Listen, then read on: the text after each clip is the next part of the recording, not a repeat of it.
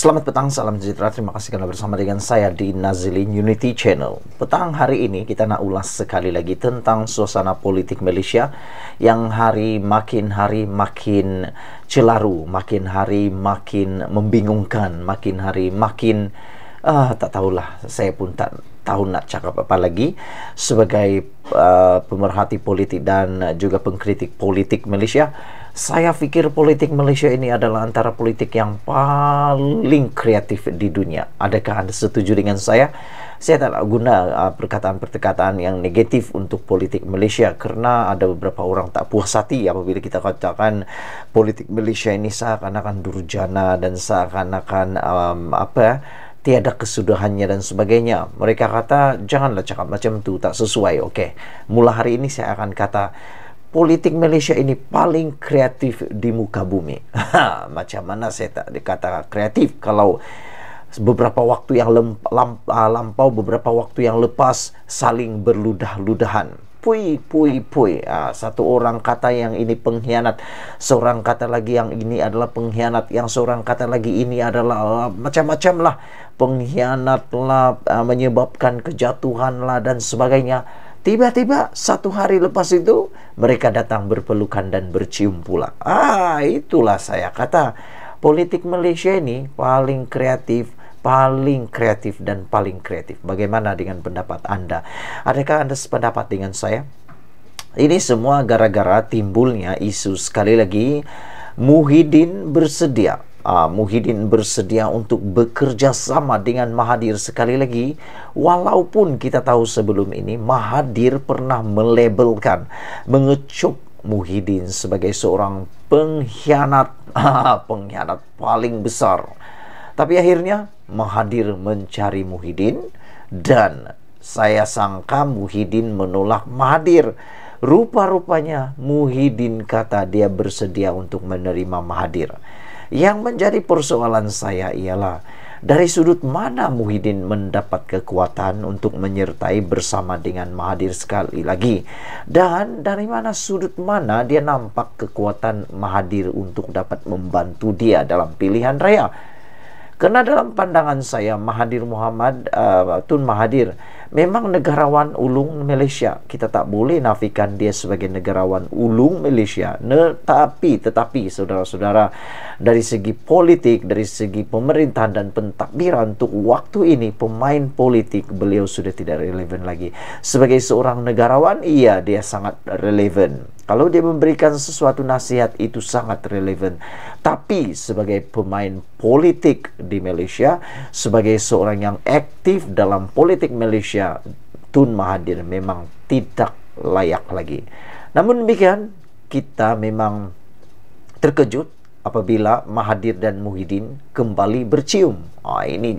Ini satu tajuk daripada myKMU.net yang menarik perhatian saya apabila mereka menulis Muhyiddin dan Mahathir kembali dengan tanda petik bercium. Beberapa persembahan atas pentas politik menjadi tumpuan perkembangan semasa negara pada hari ini. Media melaporkan Mahathir mengakui beliau kini bersedia untuk bekerja sama dengan pengerusi Perikatan Nasional PN Muhyiddin sekiranya kedua-dua pihak dapat mencapai matlamat yang sama. Kenyataan terbaru itu sekaligus membayangkan kedua bekas Perdana Menteri berkemungkinan boleh kembali duduk semeja selepas bermusuhan selama lebih 3 tahun. Pada pendapat saya dan pandangan saya, ini tidak akan membawa apa-apa kesan terhadap pemerintahan Anwar Ibrahim. Dan kalau nak cakap tentang pilihan raya negeri yang akan diadakan tidak lama lagi untuk 6 buah negeri, kita tahu mungkin Kelantan, Terengganu tidak akan dapat dirampas oleh sesiapapun termasuk Barisan Nasional ataupun Pakatan Harapan. Tetapi mungkin kalau Kedah, Pulau Pinang dan Perlis mungkin ada harapan untuk dirampas. Tapi ada orang tanya, betulkah kalau Mahathir bersama dengan Muhyiddin mereka akan jadi lebih kuat? Pada pendapat saya, itu adalah pendapat yang mungkin tidak sesuai dan tidak tepat. Karena kalau kita tahu mengikut kronologi dalam perkembangan politik terkini Malaysia, kita dapat melihat Mahathir Mohamad seorang yang mahu menguasai. Beliau jarang dan tidak berapa gemar untuk menjadi pengikut semata-mata. Beliau lebih terbiasa untuk memimpin dan menjadi kepala.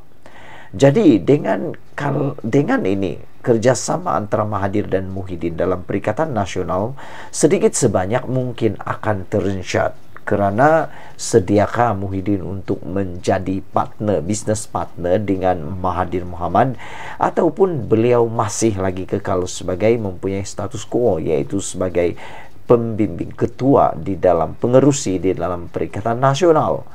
Kerana harus diingat, apabila Mahathir terjun dalam mana-mana gabungan politik, mana-mana persatuan, beliau pasti akan menjadi seorang yang sangat digeruni di tempat itu. Itu tak boleh kita nafikan.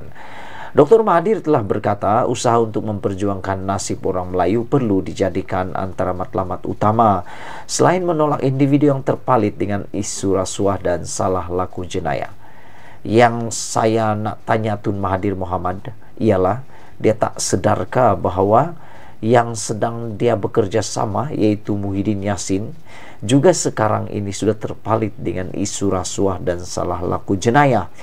Kalau Mahathir mau menyindir kepimpinan Barisan Nasional, khususnya Zahid Hamidi, itu sudah salah. Kerana apabila Mahathir menyindir Zahid Hamidi sebagai orang yang terpalit dengan isu rasuah dan salah laku jenayah, sebenarnya beliau sedang menuding juga kepada Muhyiddin Yassin yang kini orang yang telah pun terpalit bersama dalam kluster mahkamah.